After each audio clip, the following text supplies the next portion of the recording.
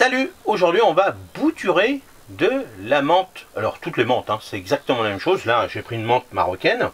Donc on pourrait aussi la diviser. Si vous avez des pots, vous la coupez en 4.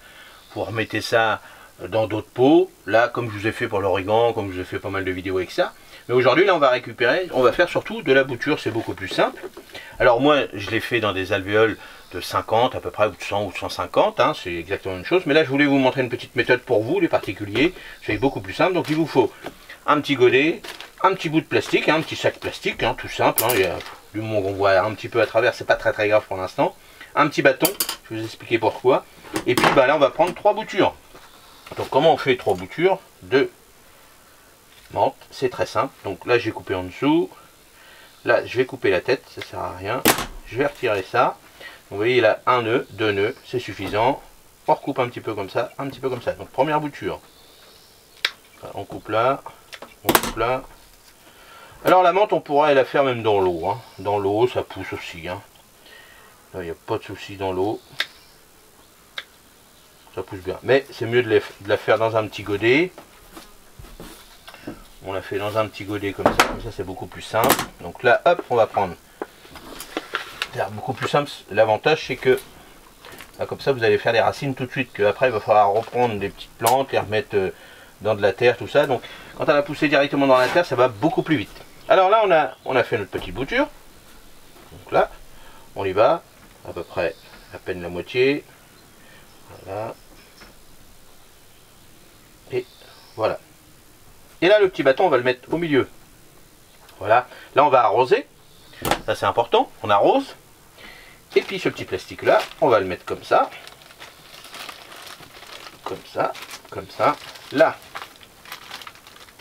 Alors, on va le remettre dans l'autre sens parce que là j'avais retourné. Voilà. Voilà, c'est beaucoup plus simple. Un petit plastique, alors un sac plastique, comme vous voulez. Voilà, comme ça. Prenez ça comme ça. Vous mettez un petit élastique ici pour le tenir. Hop. Et puis ça, vous allez le garder à peu près une semaine, voire 10 jours. Mais par contre, tous les jours, vous allez le retourner. Retournez le petit sac plastique, vous allez secouer l'excès d'humidité, vous allez surveiller en même temps. Ça vous permet pendant 5 minutes d'aérer un petit peu votre peau, de regarder. Si votre feuillage n'est pas vert, il est jaune, c'est que vous avez raté. Attention, ça veut dire peut-être qu'il y a trop d'humidité ou trop de chaleur. Donc vous allez mettre ça mi-ombre, voire à l'ombre directement, si vraiment vous êtes dans une région très chaude.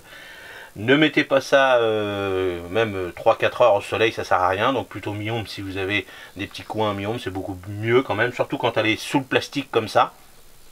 Vous allez garder ça entre une semaine à 10 jours. Après vous allez enlever le plastique. Directement.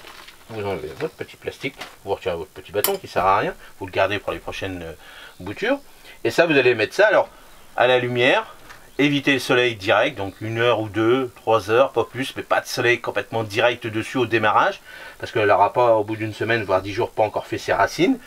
Donc il faudra la surveiller, arroser, garder le terreau humide, mais pas trempé non plus, mais toujours humide, ça c'est important aussi. Parce que s'il sèche, ça sert à rien.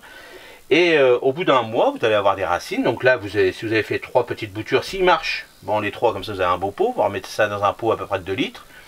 Et sinon, s'il n'y en a qu'une qui marche, ce sera la même chose. Ça vous fera à peu près, après vous aurez un pot comme ça. Bien sûr, un peu plus tard, quand il y aura à peu près 6 mois, 1 an de pousse.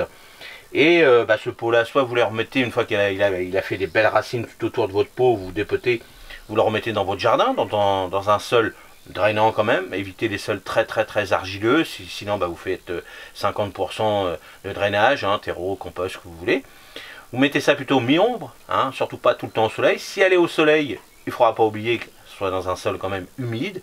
Ou alors dans la journée du soleil, et puis en milieu de journée, avec un petit arbuste, tout ça, hop, ça protège un peu ses feuilles, parce qu'elle aime bien avoir les pieds un peu dans l'humidité, et surtout c'est ce qui lui donne son petit goût de menthe. Donc évitez, faites attention.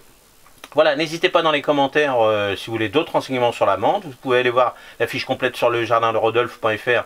Vous tapez menthe et vous avez toute la fiche complète. Je vous donne plein de trucs, plein d'astuces. N'hésitez pas. Merci, à la prochaine. Salut!